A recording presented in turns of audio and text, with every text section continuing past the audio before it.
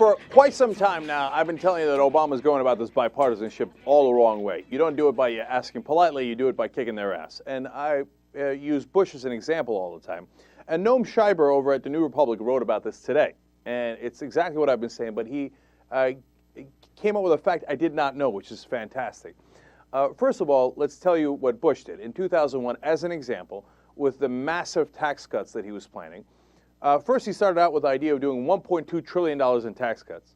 And he said, oh, I'm not even going to have a discussion about whether we're going to do this in a normal way. I'm going to do it through reconciliation. And I don't think it's extreme. I don't think it's abnormal at all. I'm just going to do it. I'm not having a conversation. And I'm not reaching out to the other side other than to bitch slap them. And that's what he proceeded to do. He went state by state. He went to swing districts. And he campaigned on it. He said, I'm going to give you the tax cuts. I'm for you, and the Democrats are against you, and they're trying to prevent it. And he scared the living crap out of the Democrats. So in the end, you know what wound up happening? Turns out they could have done it the regular way, because 12 Democrats switched over, voted with the Republicans, because they were scared out of their minds. And they got 62 votes for the largest tax cuts. But it wasn't just the $1.2 trillion. Eventually, Bush realized how scared they were. He's like, oh yeah, I want $1.6 trillion. They're like, oh my God, I'm so scared, all right. And then they negotiated it up to $1.35 trillion from the original $1.2. So he got even more tax cuts than he could have imagined. And he got the Democrats to play ball, and he made it appear to be bipartisan at the end. Why? He was strong. He took the fight to them. He didn't ask them for their vote. He said, you're going to vote with me, or you're going to vote against me at your peril, and I'm coming for you. And even poor George W. Bush, that simpleton, could bulldoze the Democrats that way. But Obama scared to lay a finger on them.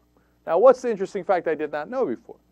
Now, they were so unconcerned about Senate ethics or rules or procedures or anything like that, that originally the Senate parliamentarian ruled against them and said, you cannot do this tax cut through reconciliation. Because the Democrats now, everyone's going to say, oh, but I don't know, Senate parliamentarian, will he allow it? I don't know. They're just using that as an excuse. So you know what the Republicans did?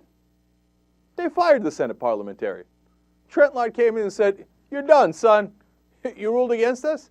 I mean, I can't imagine anything that is a bigger violation of Senate ethics, rules, procedures, etc. If you don't like the way the parliamentarian votes against you, you just fire him. And you go, okay, now here's a guy I got a lackey who's going to vote for me.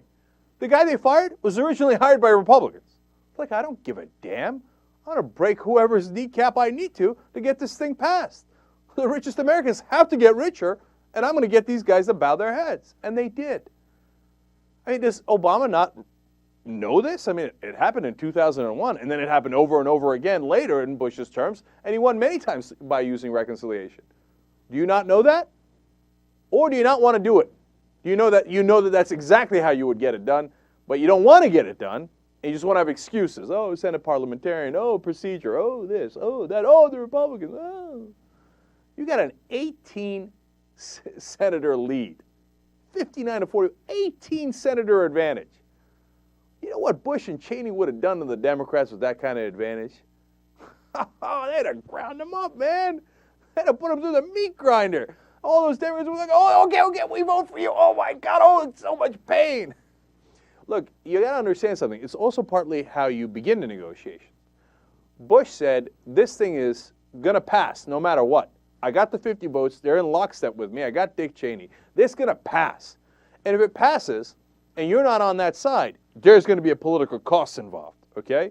So at that point, the Democrats, of course, being the scared people that they are, were like, well, if it's going to pass, I don't want to look like I'm on the wrong side of it. Okay, I'll make it look bipartisan by voting with Bush. God, the Democrats are so pathetic. I'm so amused sometimes when people say, oh, yeah, all you ever want to do is support the Democratic Party.